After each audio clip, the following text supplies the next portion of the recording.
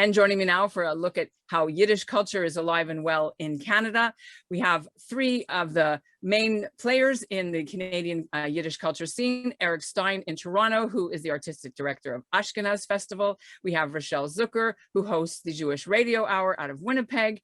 And from Montreal, Sebastian Schulman, who is the head of KlezKanada. Welcome to the CJN Daily. Hello. Hi, thanks so for much. having us. Well, thanks for being here as we're about to launch into the big summer for Yiddish festivals in Canada. You have two ready, one in Montreal, one in Toronto, but mainly online this year. So you're all very busy getting ready, right? Sorry. Oh, yeah. Look, we should say that to tell our listeners that both of your organizations have been around for about 25 years, 26, 25. So you're kind of in quarter life. But because of COVID, you've had to make some major changes last year to how things went. Let's take a step back first before we talk about this year and talk to us about how your 25-year anniversary celebrations had to pivot. You want to start with Eric, and then we'll go to Sebastian. Well, obviously, like everybody else, we had to adapt to the circumstances last year. It was supposed to be our 25th anniversary festival last September. And instead of doing an in-person festival, what we did was a week of virtual concerts, virtual programming, where it was a pop-up concert once a day, paired with an archival concert once a day from the past of the festival. And, we've got years and years of footage to draw into and pull up great past performances. But the thing that I think was really unique about what we did last September was these pop-up shows where we would just show up in a park or in somebody's backyard with a band. They'd pull out their instruments. We had a cameraman and an audio recordist. The band would play, we'd capture it, we'd put it out.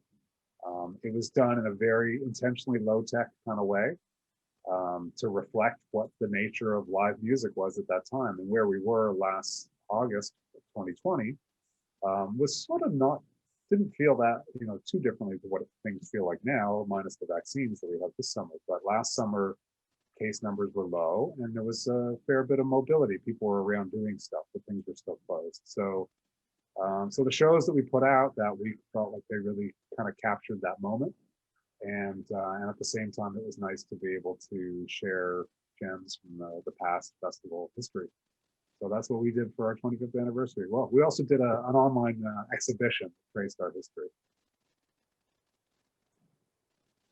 And what about the Klez people? It's 25 and 26, or how is that going to work? What did you do last year? Last year was canceled in person as well, right? Yeah, so last year, similar to Ashkenaz, we adapted our program for the online moment. And that meant for us taking an intensely immersive and participatory kind of experience and putting that all on Zoom and other platforms. So we had about 1,000 people come from all over the world to take different classes in klezmer music, Yiddish song, all kinds of aspects of Yiddish culture and Jewish history, as well as pre-recorded concerts. And people came together. I mean, it was really quite exceptional. And I would think, if I had to pick one thing that really distinguished our programming in our first COVID year, was that the feeling of community was really palpable. Even through the screen, people felt like they were together and they were experiencing something, they were building something together. So, it was very different than we anticipated our 25th anniversary being, but it still felt like it was a real celebration. Rochelle, I want to bring you into the conversation because as sort of an overview of how COVID has influenced Yiddish culture this last 18 months. You mentioned, Sebastian, that you had people from all over the world participating because of Zoom. So what impact, Rochelle, have you seen in general on the celebration of Yiddish culture here in Canada because of being on digital platforms? Well, on a personal side, as Sebastian has said, you get a chance to interact with people from all over the world. I know Yiddish classes themselves, and Yiddish concerts online have been flourishing. I mean, it's sort of ironic that you'll say that the pandemic is saving Yiddish. It's it's really, it's unfortunate that we're in a pandemic, but I guess perhaps with people having extra time on their hands, Yiddish is flourishing. Classes are flourishing, concerts are flourishing. But it's not the same. I know from a personal observation, I've actually been, although I live in Winnipeg, I've been at every single Ashkenaz there has been. And it's nice to see it all online, but it's much nicer to be there, to interact, to actually see the people. And for somebody who's on the lookout for new music, there's always a chance to buy CDs and things. But really, this online has been a boon in many ways to many people. And it also probably helps with travel costs for your budget, you guys. Right? Well, but I'll add there that whatever we're not spending on travel and hotels and things like that, production costs have increased in their own way for the digital sphere. And the production effort behind that is as intense, if not more intense, than previous production modes have been, because we're all learning new skills, and it takes a larger team to produce things than it has in the past. Sebastian, did you want to weigh in on that too? How is that? How have you guys learned how to use all the, live streaming and what have you, so that people get a good experience? Because it's not just about throwing something up and the quality suffers, right? You have to give them a good experience, right? Absolutely, absolutely. I would absolutely agree with what Eric is saying. The intensity, the learning, and the effort that goes in is more or just as intense, or even more intense. And the effort we as artists take to create a feel, create a space, create a venue is all there. And so, in many ways, in the Yiddish culture ecosystem, KlezKanada was the canary in the coal mine for a lot of big klezmer events, and we figured out some of those techniques that we've been sharing, and now we have a chance 18 months later to learn from other colleagues and other festivals. So I also think that it's sort of the nature of Yiddish culture. We're a diasporic culture across Canada, across the world, and in some ways we were primed, to thrive in this moment with all of its complexities, with all of its difficulties. The sharing of information, the learning that's going on has really been collaborative, and it's been a silver lining in all of this. But in terms of people who can come, do you have to be into Yiddish and know Yiddish in order to enjoy this festivals? Let's start with Eric. Not at all. I think that's kind of the essence of the work that we've done, is that we're bringing this language and this culture to people that wouldn't otherwise seek it out or necessarily understand what it's about. That's definitely been the story for Ashkenaz over the years, presenting in such a broadly public context in downtown Toronto. Probably a very small majority of our audience actually understands the language and the music. But the music is universal, and the sort of values that come across through it, I think if people don't seek it out to learn more about what it is, there are lots of stories of people who've sort of gone down the Yiddish rabbit hole as a result of experiences like coming to the Ashkenaz Festival or going to KlezKanada. And Sebastian, how is it for your members? Do they have to grow up at the parrot school in order to understand? Absolutely not. Absolutely not. One of the things that I think is so exciting about Yiddish spaces is their diversity. It's all kinds of Jews. It's Jews and non-Jews. It's young and old, queer and straight. It's every kind of person is there. And what our festivals, our organizations do is we really meet people where they are. If you are a fluent Yiddish speaker, I can give you a list of programs right now that you could enjoy as a fluent Yiddish speaker. If it's your very first time experiencing this culture, if this is a culture you didn't grow up with, there is a point of entry, many points of entry for you. So it's diverse and it's open in a way that I find really inviting, and it's certainly how I got into this space as somebody who didn't grow up with Yiddish. I want to bring up what you mentioned just now about the word diversity. I looked at some of the programming and some of the artists over the last few years, and it seems appropriate that we discuss the people who are not native Jewish or native Yiddish who actually are in this world. There is, in general, controversy about cultural appropriation and who should be allowed to play cultural music if you're not of that culture. So could you speak, I'm going to start with you, Rochelle. Some of the artists that are playing Yiddish music around the world are not necessarily Jewish.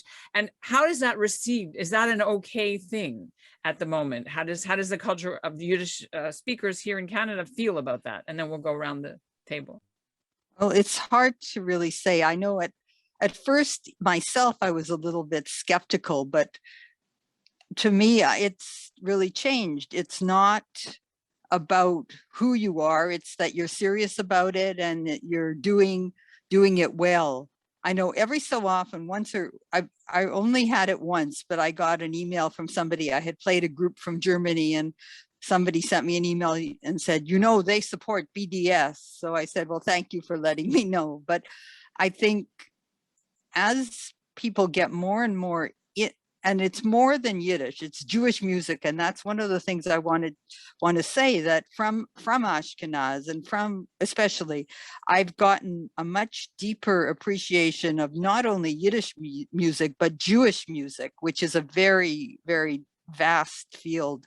And before I came, started going to Ashkenaz, I thought, Jewish music was Yiddish music, oifen Pripachik, but just going to something like Ashkenaz and seeing that there's a lot of Sephardic music, there's other types of music. So it really widens one's appreciation. But I think I think it's the fact that people, doesn't really matter who's doing it, it's how they're doing it, and that they're doing it well and they're contributing something.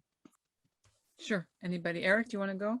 I mean, you play with Brazilian groups and you play with, other cultures, not just, the Eastern European Ashkenazi. I mean, I'm personally involved in lots of different things musically, and as far as Ashkenaz goes, I mean, Rochelle kind of said a lot of what I would say otherwise. I mean, it's really, since I've been the artistic director here, which is about 15 years, our programming mandate has definitely expanded and broadened to include a lot more Jewish music and culture from around the world, and reflecting different aspects of the Jewish experience. I think it's all still sort of filtered through a kind of Yiddish cultural sensibility in a sense. And I think that sensibility in and of itself is open-minded and does want to draw from other influences, and historically and even ethnomusicologically, you can sort of trace that, you can see that. But the extent to which we've expanded what we present so that we're presenting more of a broader picture of global Jewish musical and artistic creativity, that's something that's definitely very reflective of the Jewish cultural experience. And I think particularly in Toronto, and the way we host our festival in a very public space in downtown Toronto, it's such a multicultural city that it's kind of, those two things kind of reinforce each other in a way. So it's become very close to our mandate, and has allowed us to sort of broaden what we do while remaining fixed, having our roots really in that Yiddish cultural sensibility. Would you speak to the fact that, people, for example, when you go to Poland and you see Polish people playing and there's no Jews left, that was the whole, like, how are they playing our music? It's kind of virtual, and there's a whole field of study on virtual Jews. So that's where I was going, is who's allowed to play Yiddish music and how do you deal with that? I mean, I agree with what Rochelle was saying, that it just comes down to the quality and the depth of sincerity and homework that people do when they come to the work. You don't have to be Jewish to be a transmitter of this culture and to innovate within it. It's really just about what kind of diligence you bring to the activity and what kind of respect you bring to the source material. I've certainly heard lots of those debates over the years, particularly regarding, klezmer and Yiddish music in Poland and Germany. That's a pretty fraught question. and one that's been around as long as this klezmer and Yiddish revival has been around. You know, one of the ironies of it all is that in the 80s and 90s, I think Germany and Poland were like the major engines behind this movement. And it was North America that had to kind of take notice and catch up in a way. You know, our Ashkenaz KlezKanada started in 95 and 96. The Polish Jewish Culture Festival was happening, I believe, in 1989 was the first year of that. There were festivals happening in Germany. And if you talk to bands like the Klezmatics and Brave Old World, who were sort of the progenitors of this movement, they'll all tell you that were it not for Germany and Poland, they probably wouldn't have been able to establish their careers. Yeah, I would agree with what that framing, that analysis entirely. And I think again, it speaks to, you know, Yiddish has famously been called, Max Weinreich, the great Yiddish linguist, famously called Yiddish a fusion language, right? It contains different cultures within it, and contains the entire story of Ashkenazi Jewish migration, and has Romance elements and Slavic elements and Germanic elements, and contemporary Yiddish culture is able to interact and thrive in these different environments. And you know, what I find really powerful about you know, the way that Yiddish culture interacts in these spaces is it doesn't back down from these difficult conversations. It doesn't you know, say, oh well, you know, that's too complicated, we're going to take a step back. No, it says, you know, this is our history, this is our contemporary scene, and we're going to have that conversation, and that's why that conversation still happens today. You know, and there's very few places you can go in the world to really, you know, immerse yourself in Yiddish land, and wherever Yiddish land happens, that's where it is. And you know, I find that an opportunity. I find that exciting to interact with different kinds of cultures. I don't find that limiting or threatening. It's a chance to have a conversation.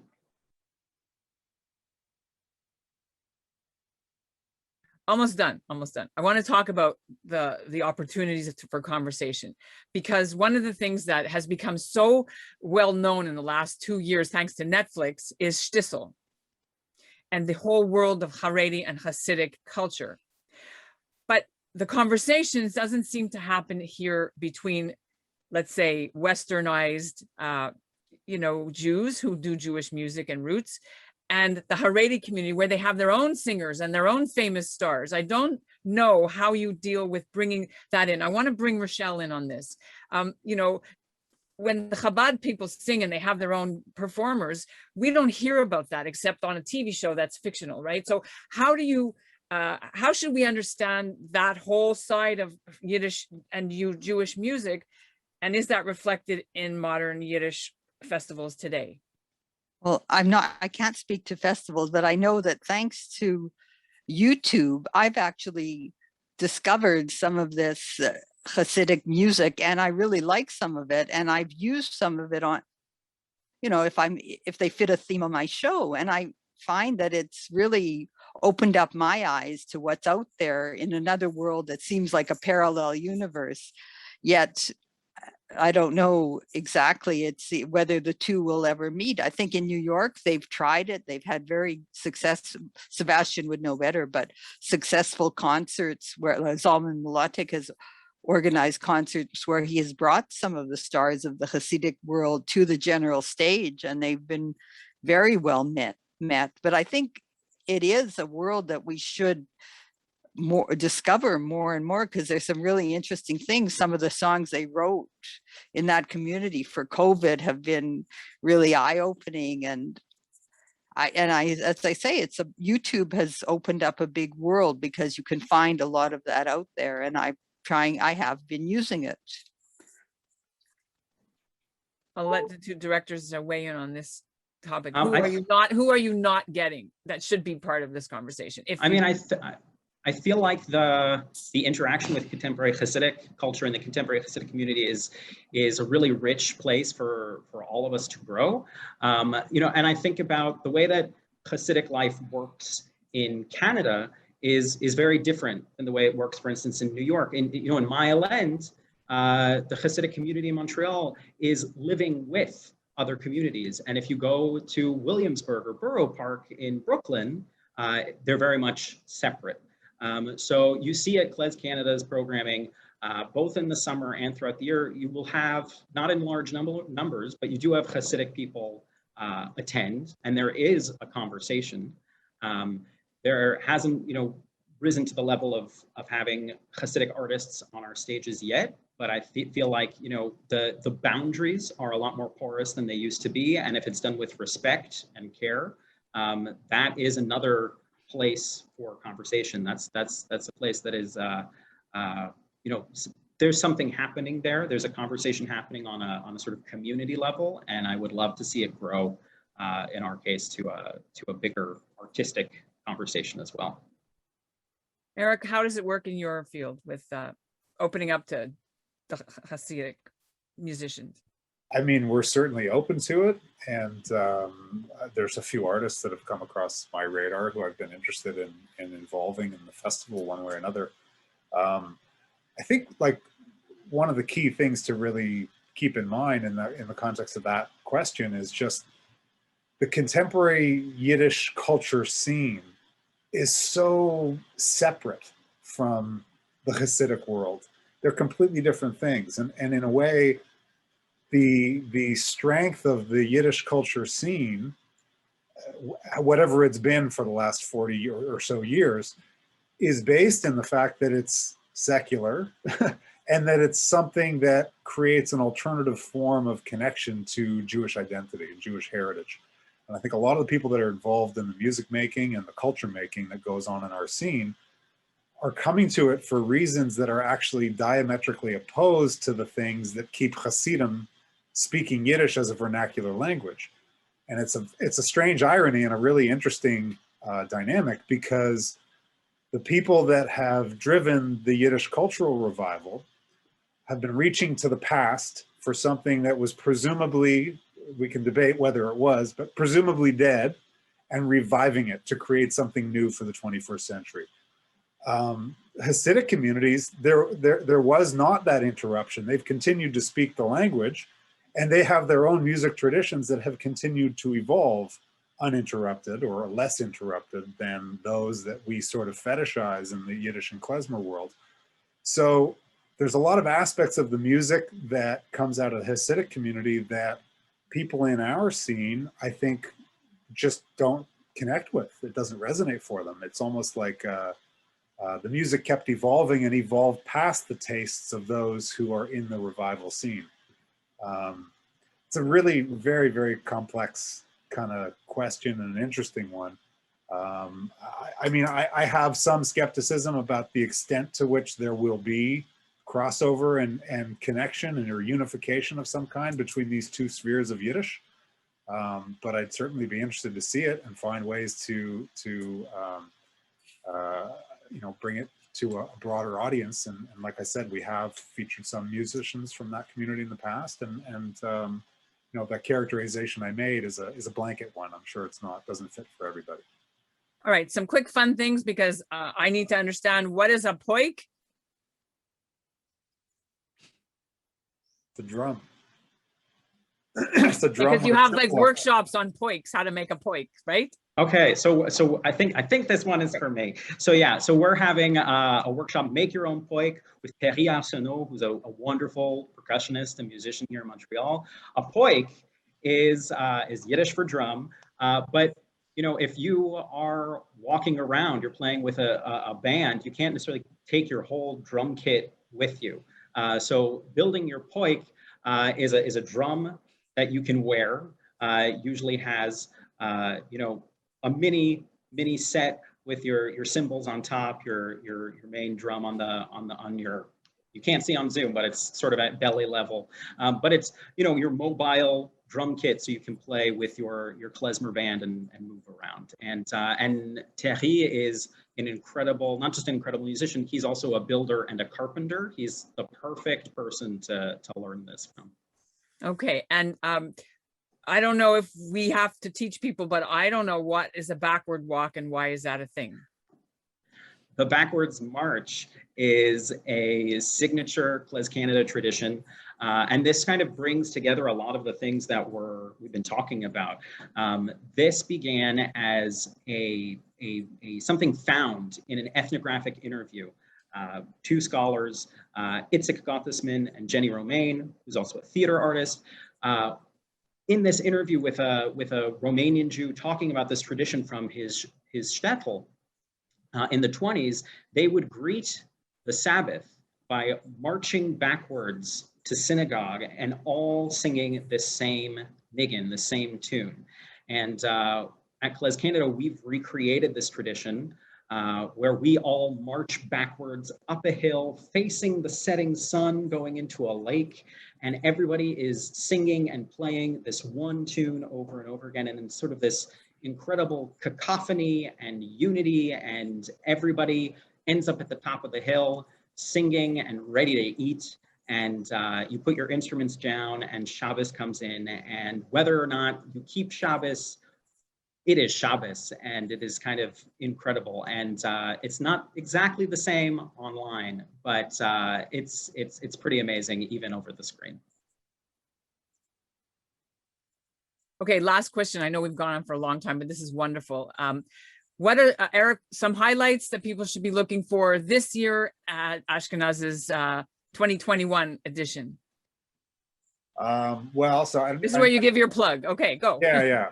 We 2 weeks ago or 3 weeks ago, we set up shop in a barn about an hour north of the city at Bela Farm, which is a beautiful property that is used by Shoresh, which is a Jewish environmental agency. And we basically ran a festival for a week with the tiniest audiences. We were allowed to have up to 25 people for these performances. And we recorded 4 shows with multiple cameras and really high quality audio capture. So far more production technical stuff than we did last summer. And the shows are currently in post-production, and we'll be putting them out as streams. But the nice thing about them was that they were live performances, and it was the first time for all the artists that performed. It was the first time that they had played for live audiences in about 18 months. And the shows that we recorded included a world premiere of a new ensemble that we've commissioned that is an all-Canadian Roma group. And also a North American premiere of a new show by So-Called, Josh Dolgan, where he performs arrangements of Yiddish music with a big band. So we had a 20-piece jazz big band in that barn. And it was really an amazing week, and I can't wait to share this stuff. And I hope it comes across on the small screen as powerfully as it came across in that moment in the barn. And in addition to those 4 shows, we've also been doing some live stream things from Drum to Burna, and we'll probably be capturing a few more like pop-up style shows towards the end of the summer, and basically put them out through the late summer, early fall. Rochelle, what are you most looking forward to? I know you're sponsoring one of the events. I'm not. I'm shall we say, a media partner of KlezKanada, but I've done already 3 shows, basically one completely in Yiddish and 1 and 2 in English, that are basically a taste of KlezKanada, just to give people an idea of who is there and what they'll be doing. But I'm seriously considering going to Montreal for the concert on the 29th. I'm looking at it and I hope I can get there, but it just because everybody's been locked up for so long, that it would be such a nice change. Thank you. Sebastian, tell us briefly about that concert that she was referring to, sort of the actual live one. How are you going to manage that with all the social distancing rules, or no one cares in Quebec anyway anymore? Oh, no, we care here. We care. Yeah, so it's the culmination of the week of our festival. It starts the 23rd. There's online classes and concerts all week from the 23rd to the 27th. And then on the 28th, on Motzi Shabbos, we're actually doing some in-person programming together with Ashkenaz in Toronto. Eric, you're on this side of my Zoom box. I don't know if that's for everybody. And in New York, we're also doing some in-person stuff that evening with the Center for Traditional Music and Dance. And then on Sunday, August 29th, in Montreal, together with Pop Montreal, which is a festival here. It's an all-day fair of local klezmer acts. It is quite the delicate balance trying to figure out all the social distancing, but we have an official mask sponsor, which helps, and Biennale, you can look them up, and we have all, you know, the guidelines, Pop and KlezKanada, Pop Montreal and KlezKanada. We sort of go the extra, we take an extra precaution. So right now, I think the audience is limited to 250. Our audience is limited to 175. So we're always one step ahead of what the restrictions will be. And like everybody and everywhere, we have 4 or 5 contingency plans depending on what the situation and the weather too, because everything's outside, and what the weather will be. But it'll be a great show, and it'll be live streamed. So if you can't make it there in person, you can still be there in some way. Amazing. I wish I could be at both of them at the same time, and that's going to be hard to do, but it's been a real pleasure to speak to you about the state of Yiddish culture. And as Rochelle said, maybe this has been the revival because of the COVID pandemic. Yay, Zoom, right? So thank you all so much for being here on the CJN Daily. My pleasure. Herzlichen Dank. Thank you. All right, take care.